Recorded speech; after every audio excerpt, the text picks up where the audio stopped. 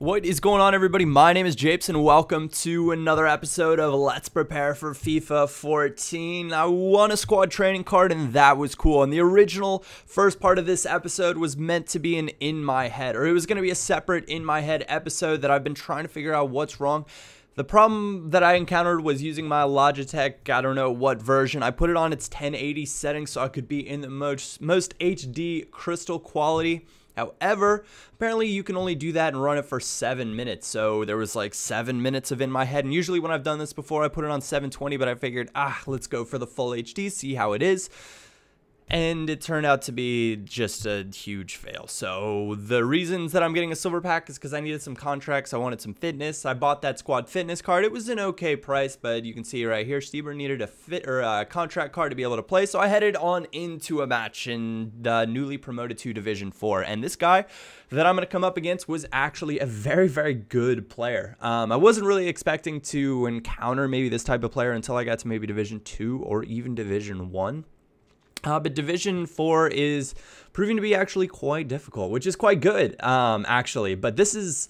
So, having taken a break from FIFA for a little while, and some of you guys are about to say, well, Japes, you took a break again for like 5 days. And I was pretty ill this past week, so it's not really an excuse, but it's what I'm saying. Also, as far as the prospective schedule that I was thinking about goes, I'm going to try to stick to it sort of, but there's some episodes that I really like doing right now, so I'm going to try to keep to that general idea. And Matt and I, for the challenge series, we've had some scheduling mishaps. We both are pretty busy with other things as well, so that's going to be coming out as soon as possible. We're trying to put the finishing touches on it. It's going to be a pretty cool episode. We've got some stuff in the works. You'll be able to see that. So I'm down 2-0 in 21 minutes, which is just absolutely brutal. And I think at this point, or after having played this match, I was thinking, man, I need to go back and figure out all of my FIFA fundamentals because my defending was sloppy. And I started thinking about it, and I was like, man, why, the 4-1-2-1-2 is such a balanced formation in general. Why did I choose the 3-5-2? And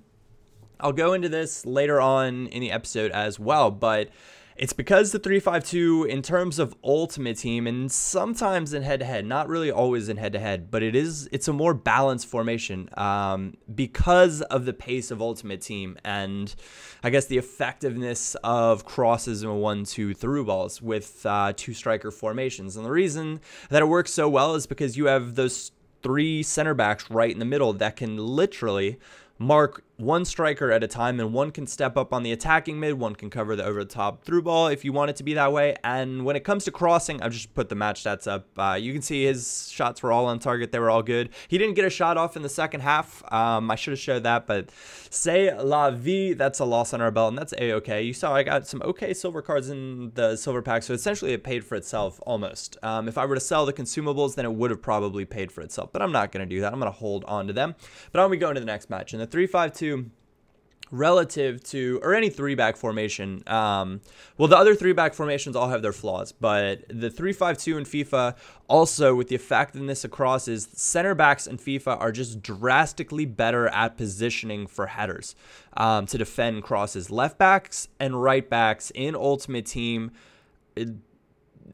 they are just terrible when it comes to position. Like every time they get beaten to the header, they're always out of position. They're, and they're a little bit smaller. They're a little bit weaker. They're not meant to win as many headers, but it always seems like, formations end up with their striker being against your left back or right back in 4-back formations.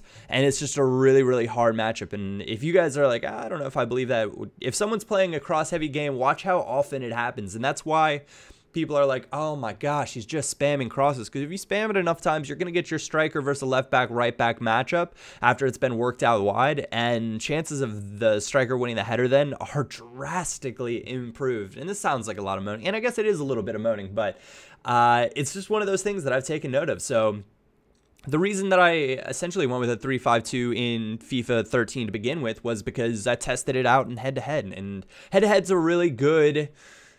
it's a really good test bed for we're trying different things because Ultimate Team is just essentially head-to-head on, well, what would feel like crack or very, very, very, very energized, sped up. It's just it's just a higher steroid version of head-to-head, and because that's what chemistry does, is it improves the different things. And for FIFA 14, there are going to be all different types of chemistry, which is awesome, which is cool, and that's one of those things that I'm excited to see how it's going to turn out. There are going to be different formations that I think play to different chemistry types, and that's going to be one of those things to look at as the game comes out. So we managed to pick up that win, though, and going back to the change of subject, managed to pick that one up 2-0. So I'm back on track, back on winning ways, and you guys will know I'm kind of a streaky player where I'll generally put together a bunch of wins, then go through a little bumpy road, and then put together a bunch of wins again, which can bode well for, I guess, tournament and, like the Gold Cup I play all the time. And that, or I think it's called the Gold Cup. Maybe it's called something, I can't remember. But it bodes really well because I'll string together, hey, 4 really good gameplays, then I'll play like 1 or 2 really badly, but I lose in the first round, so it doesn't really matter. This guy, very nice, pacey BPL side, 4-3-3, which is a pretty actually good formation against 4-1-2-1-2. I get really lucky right here. I'd like to think the 4-1-2-1-2 would be the better formation because you just exploit your 4 midfielders versus his 3. However, that's not really the case, especially when you have attacking left back and right back and the ability to cross. And this is where I kind of got off on that crossing tangent, and I did take him down there, and that is a penalty, even though I just tried to body. And for some of you guys don't know, when I try to body, I use left trigger, right trigger, or L2, R2 on the PS3, which I do not have, and use the left stick to run into their striker and try to body him that way. But you can see it gets a cross off in here, and what do you know?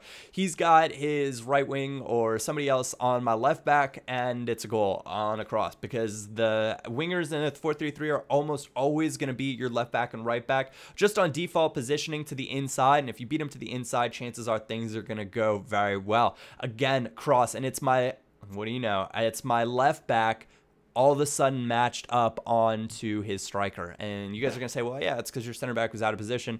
Regardless of the reasoning, it's one of those where the left back matches up again and you're like, oh, come on, FIFA, why is he there? And that's why I like using 3 center backs, because 3 center backs are going to be able to, or center backs are generally able to bully strikers. Now, that's not the case with all of them because you've got your, what I'll call your Drogba-esque strikers. Even though Drogba's not in the game, you've got your big, beefy, strong strikers, but they're generally not as fast, and you can kind of run around in front of them. And generally, one of the keys to defending headers is using left trigger, right trigger again, and running around in front of them, because you just want to get a piece of the header, just something, so that they can't get the first, they can't get their head on it before you.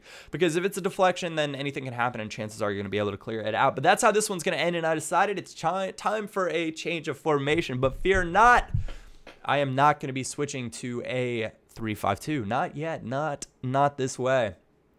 I am actually going to switch to, I believe, a 4-3-2-1 team, and there will be 3 episodes out today, which will be kind of interesting. A little flip back, return to the old 3-pack. So this one will be out ASAP. Had a little bit of an issue with Vegas, otherwise this would have been out earlier. Had to reinstall it. Quick little bug with that.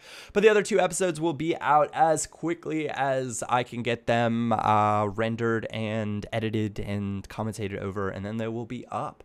So stick with me for that if that's something that you are indeed interested in, to check out the new squad and see exactly how that formation plays out. I'd encourage you guys also to try out some different formations that you might not have used pre the end of this game, because it'll give you, maybe, I don't know, some more information about the way they play out going into FIFA 14. Of course, that'll be extremely different, I am sure. Thank you guys for watching. Other than that, my name is Japes, and I will catch you all next time.